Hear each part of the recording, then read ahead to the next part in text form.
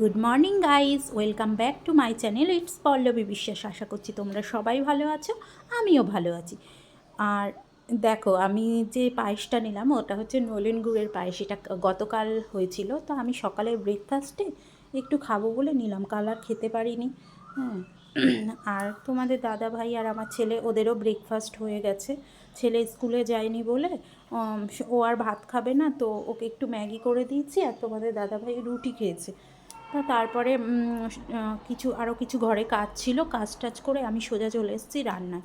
এখানে হচ্ছে একটা নিরামিষ তরকারি, সমস্ত রকম সবজি দিয়ে একটা পাঁচমিশালি তরকারি হচ্ছে। এখানে বেগুন আছে, ডাঁটা আছে, আলু, টমেটো, এসব দিয়ে একটা পাঁচমিশালি তরকারি করছি। একটু ঝোল টাইপের হবে, তো বেশি কিছু করব না, এই তরকারিটা করব আর তেলাপিয়া মাছের ঝোল করব। তো এইটা আস্তে আস্তে করা শুরু করেছি, মাছটাও করব। আর এর ফাঁকে ফাঁকে, রান্নার ফাঁকে ফাঁকে বাদবাকি কাজও সেরে নিতে হবে। আমাদের সাধারণ মধ্যবিত্ত সংসারে তো যাবতীয় কাজকর্ম অনেক, জানো তোমরা কেমন কি থাকে। তো আর আজকে সবচেয়ে বড় কথা হচ্ছে, আজকে আমাদের বাড়ি একজন গেস্ট আসবে, স্পেশাল গেস্ট। সেটা হচ্ছে আমার দিদা। তোমরা নিশ্চয়ই আমার টাইটেল থাম্বনেল দেখে বুঝতে পেরেছো। তো দীর্ঘ 10 বছর পর আমার দিদা আসছে। প্রথমে ভেবেছিলাম সকালবেলা আসবে, মানে দুপুরে এসে খাওয়া দাওয়া করবে, কিন্তু মানে কিছু কারণে বা সমস্যার জন্য সকালে আসতে পারবে না, ওদের আস্তে আস্তে বিকেল হয়ে যাবে। তো দেখো, তোমাদের সাথে কথা বলতে বলতে আমার তরকারিটা প্রায় কষানো শুরু করে দিয়েছি। এবার কষাতে কষাতে এবার ওর মধ্যে জল দিয়ে ঢাকা দিয়ে দেবো। তো দিয়ে ঢাকা দিয়ে রাখলে হয়ে যাবে। আর এইদিকে আমি ভাতটাও চেক করে নিচ্ছি, ভাতটা আর একটু বাকি আছে। তো আর একবার ফুট খেলে নামিয়ে ফেলতে পারবো, এই আর কি। আমার ঝোলটাও ফুটে উঠেছে, ঝোলটা আর একটু ছোটো হলে, টেনে আসলে নামিয়ে দেবো। মানে তারপরে কমপ্লিট হয়ে যাবে, নামিয়ে দিতে পারবো ঝোলটা আশা করছি। আর গাইস, আমার বাড়ির মানে পাশে তো রাস্তা, আমি বারবারই বলি, আমি যখন ভয়েস ওভার দিই বা যাই ডিরেক্ট ভিডিও শ্যুট করি, সবসময় মানে আওয়াজ আর নয়েজ সৃষ্টি হয়, তোমরা একটু ম্যানেজ করে নিও প্লিজ। তো এই যে তেলাপিয়া মাছ, তো মাছগুলো আমি একে একে ভেজে নেবো। তেলাপিয়া মাছটা আজকে করব আমি মানকচু দিয়ে।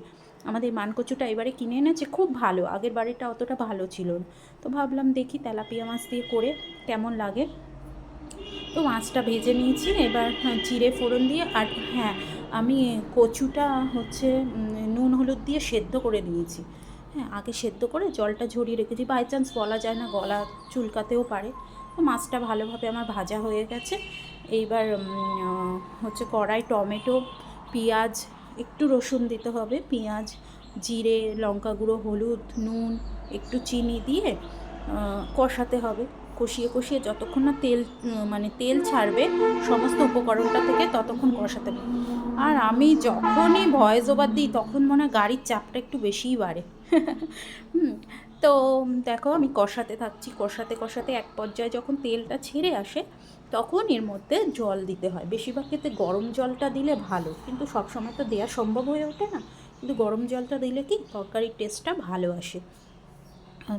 তো এইভাবে আমি কষাতে থাকলাম, কষাতে কষাতে কষাতে এক পর্যায়ে বেশ জলটা মিশিয়ে দিলাম। জলটা মিশিয়ে, এখন কিন্তু কচু বা মাছ কিছুই দেওয়া যাবে না, জলটা মিশিয়ে দিয়ে এটা ফুটতে দিতে হবে। টমেটোটা একটু সিদ্ধ হবে, মশলাগুলো একটু কুক হবে।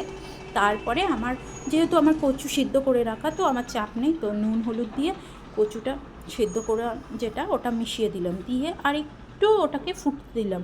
মানে বেশ হাই ফ্লেমে ফুটতে দিতে হবে মাছের ঝোলটাকে। ফুটতে দিলে টকবক করে যেই ফুটে উঠবে, আর কচুগুলোর মধ্যে একটু ঝোলের ফ্লেভারটা ঢুকে যাবে, তখন ভেজে রাখা মাছগুলো এক এক করে দিয়ে দিতে হবে। মাছ দিয়ে আবার বেশি ফোটালে কি মাছগুলো ভেঙে দেওয়ার ভয় থাকে। তো ভালো করে মাছগুলো দিয়ে ফুটিয়ে দিতে হবে, মানে ফুটতে একটু সামান্য টাইম, 5 মিনিট ফুটতে দিতে হবে। ফোটা কমপ্লিট হলে ধনেপাতা দিয়ে নামিয়ে দিতে হবে। হ্যাঁ, ধনেপাতা দিয়ে ব্যাস নামিয়ে দিলে হবে। ধনেপাতা দিয়ে নামিয়ে দিতে, এই যে আমার মাছের ঝোলের ফাইনাল লুক দারুণ হয়েছিল। তো তারপরে এই যে রান্নাঘরের অবস্থা দেখো, মানে রান্নার পরে যা হয়। হ্যাঁ, তো গ্যাসের অবস্থা, গ্যাসটাও মুছতে হবে। তো সব কমপ্লিট হয়ে গেছে আমার, গ্যাস মোছা, পরিষ্কার করা, বাসন টাসনও মাজা কমপ্লিট। এবার হচ্ছে আমার ভাতের হাঁড়ি, ভাত যেহেতু আমি অনেক সকালে করি, তো শাশুড়ি দেরি করে রান্না করে, তো ওনার রান্নার পর না কাঠের এতে করে, তো ওই আগুনে ভাতটা বসিয়ে রাখার জন্য আমি দিলাম যে মা রাখো। তারপরে আমি চলে এলাম ঘরদোর মুছতে, কারণ ঘরটা মোছা হয়নি আমার, ঘরদোরটা মুছতে হবে, মুছে পরিষ্কার পরিচ্ছন্ন রাখতে হবে। তো মুছি, রোজই মুছি, আগে পরে হয়তো রান্নার আগে পরে, সেটা আমার কাজ অনুযায়ী নির্ভর করে। তো ঘরদোরটা আমি মুছতে লাগলাম, মোছা টোছা হয়ে গেলে বাদ বাকি কাজগুলো করব, মানে বাসন টাসন মাজা, রান্না ঠান্না তো কমপ্লিট, এবার ঘর মুছে চান করে পুজো দেবো, ব্যাস। ছেলেও চলে গেছে, ছেলের আস্তে আস্তে 3টে 3:30, মানে কি একটার পর একটা কাজটা না আমি মানে সাজিয়ে নিই, নয় না, খুব মানে সমস্যায় পড়ে যায়। এই যে দেখো, তাও কিছু মানে সব অনেকই কাজ থাকে, দেখলে মনে হয় যে রান্না খাওয়া কাজ, কিন্তু না, তার বাইরেও প্রচুর কাজ থাকে, সেটা বোঝা যায় না। হ্যাঁ, প্রচুর কাজ থাকে, সেগুলোও তো কমপ্লিট করে উঠতে হয় না। তো ঘরদোরটা আমি মুছে নিয়ে এবার যাব চান করতে, কিছু কাচাকুচি আছে সেগুলো কমপ্লিট করব। তো দেখো, তোমাদের সাথে কথা বলতে বলতে আমার ঘর মোছা কমপ্লিট হয়ে গেছে, ওই পাশের ঘরগুলো আর দেখাতে পারলাম। তো ডিরেক্ট চলে এলাম রাত্রির বেলা। তা দিদা রুটি খায়, তো রুটি বানাচ্ছি ওর। হ্যাঁ, দিদা আর মা সন্ধ্যের সময় চলে এসছে, এসে চাটা খেয়ে টিভি দেখছে নিচের ঘরে। তো আমি রুটিটা করে নিলাম, আর দিদা তো মাছ ডিম কিছুই খায় না, তো একটু তড়কা আনিয়েছিলাম, তড়কাটা মানে পেঁয়াজ রসুন খায়, মাছ ডিম মাংস খায় না। তো রুটি করলাম, আর একটু তড়কাটা গরম করে দেবো, হ্যাঁ, তড়কাটা খেয়ে নেবে। তো রুটিটা আমি শুধু করছিলাম, আমার আবার লোকজন আসলে রুটি ফোলে না, তো আজকে ঠাকুর করে রুটিগুলো ফুলছিল। আর রুটি না ফুললে না আমার মনটা খারাপ হয়ে যায়, যে না, তাহলে তো রুটি শক্ত হয়ে যাবে, এমনি বয়স্ক মানুষ খেতে পারবে না। তো না, দেখলাম আজকে রুটিগুলো বেশ ফুলে উঠেছে। তো আমিও রুটি, ওরা একটু তাড়াতাড়ি খাবে, সন্ধেবেলা যেহেতু কিছু খায়নি, তো আমারও রুটিগুলো কমপ্লিট হয়ে গেল। আর সকালের যে তরকারি ছিল, একটু আলু টমেটোর তরকারি করেছিলাম দিয়ে, মটরশুঁটি দিয়ে, সেটাও দিয়েছিলাম, সেটা তোমাদের সঙ্গে শেয়ার করা হয়নি। তো সাজিয়ে গুছিয়ে দেয়াই সার, দিদা তো খেলো দেড়খানারও কম রুটি। ওইটা মারটা ডিম দিয়ে করা, কিন্তু দিদারটার আমার করতে মনে নেই। এই যে দিদারটা ডিম ছাড়া তড়কা, মটরশুঁটি আলুর তরকারি, একটু মিষ্টি দিয়ে সাজিয়ে দিয়েছে। এই যে মা দিদা খেতে বসেছে, দেখো, এই যে রুটি বলছে এত বড় বড় রুটি, এতগুলো খাবো না। আমি বলছি খাও, তখন আবার সেই ভেঙে ছিঁড়ে আধখানা মাকে দিয়ে দিল, আর আধখানা দিয়ে নিজে খেলো। বলছে মিষ্টি তো ওলেই তোল, আমি কিচ্ছু খাবো না। আমি বলছি না, খাও, একটা খাও, বলে বলে অনেক রিকোয়েস্ট করে একটা খেয়েছে, একটা মিষ্টি খেয়েছে। যে খাবে না।